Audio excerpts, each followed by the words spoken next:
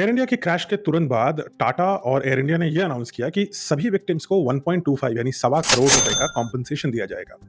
अब जैसे ये अनाउंसमेंट हुआ तो कई लोगों ने ऐसा बोला कि बस विक्टिम्स जो होते हैं या रेल एक्सीडेंट्स के जो विक्टिम्स होते हैं, रोड एक्सीडेंट्स के विक्टिम होते हैं, उनको इसकी तुलना में काफ़ी कम कॉम्पनसेशन मिलता है। अब आंकड़ों पर जाएँ तो ये सच है, ये जो अमाउंट है सवा करोड़ का वो सेवरल टाइम्स है, मे बी इवन 100 टाइम्स है जो एक बस विक्टिम को मिलता है। लेकिन आंकड़ों से और परे जाएँ और तथ्यों को थोड़ा-सा और कुरे दें, तो एक दूसरी कहानी है। चलिए उस पे चर्चा करते हैं। ये सच है कि एयर इंडिया के विक्टिम्स को सवा करोड़ रुपए का टाटा कॉम्पनसेशन देगा। लेकिन ये भी सच है कि टाटा ने इस बोइंग ड्रीमलाइनर 787 का इंश्योरेंस करा रखा था 4090 करोड़। जी हाँ, 4090 करोड़ का एयर इंडिया को कॉम्पनसेशन मिलेगा by the insurance of this 787। अब करीब 300 करोड़ रुपए तो जा रहे हैं यात्रियों के कॉम्पनसेशन में। अगर हम प्लेन का दाम देखें तो एक नए बोइंग 787 का दाम इस समय लगभग 1125 करोड़ रुपए है। जिस ड्रीमलाइनर का नुकसान हुआ एयर इंडिया को, जो उसकी कीमत है नए विमान की, वो है लगभग 1125 करोड़ रुपए। अब ये विमान 11 साल पुराना था, बट चलिए इसी डेटा को यूज कर लेते हैं। तो कॉम्पनसेशन प्लस लॉस अगर हम मिला दें तो लगभग 1425 करोड़ रुपए एयर इंडिया का नुकसान होता है।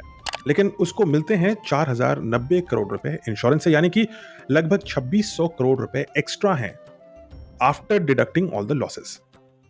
इस 2600 करोड़ रुपए का क्या होगा?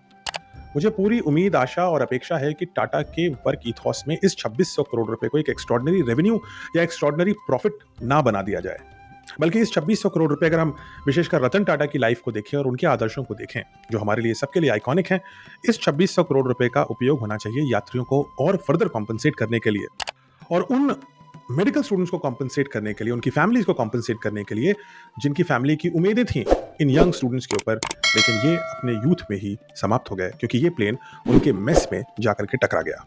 साथ ही जो मेडिकल सर्विस प्रोवाइडर्स थे, डॉक्टर्स, नर्सेज, जिन्होंने डीएनए मैच किया, इंजर्ड लोगों को हेल्प पहुंचाई, वो डिजास्टर रिलीफ के वॉलंटियर्स और वर्कर्स, वो पुलिस कर्मचारी जो सुबह से लेकर के रात और रात से लेकर के सुबह तक उस जगह मुस्तैद रहे, डटे रहे, उनके लिए भी कुछ करना जरूरी है। और इस 2600 करोड़ रुपए से ये भी करना जरूरी है कि हम ऐसे रिसर्च सेंटर्स बनाएं, ऐसी टेक्नोलॉजीज में इन्वेस्ट करें, ऐसे स्टार्टअप्स में इन्वेस्ट करें जो जिस भी कारण से ये प्लेन गिरा उस कारण को हम मिनिमाइज करें, खत्म करें और भविष्य में ऐसे डिजास्टर्स को रोकें। तब ये जो एक्स्ट्रा 2600 करोड़ रुपए एयर इंडिया को मिल रहे हैं इंश्योरेंस कंपनी से, उसका सही उपयोग होगा, उसका नैतिक उपयोग होगा। और जैसा महात्मा गांधी ने कहा था, कॉमर्स विदाउट मोरालिटी, यानी व्यवसाय जिसमें संवेदना और मोरालिटी ना हो, वो एक सिन है। और यही दिखाते हैं रतन टाटा जी की लाइफ। तो एयर इंडिया और Tata both have to learn the lesson कि ये 2600 करोड़ रुपए हम ऐसी मोरालिटी में लगाएं कि भविष्य में ऐसी मृत्यु हम कभी ना देखें।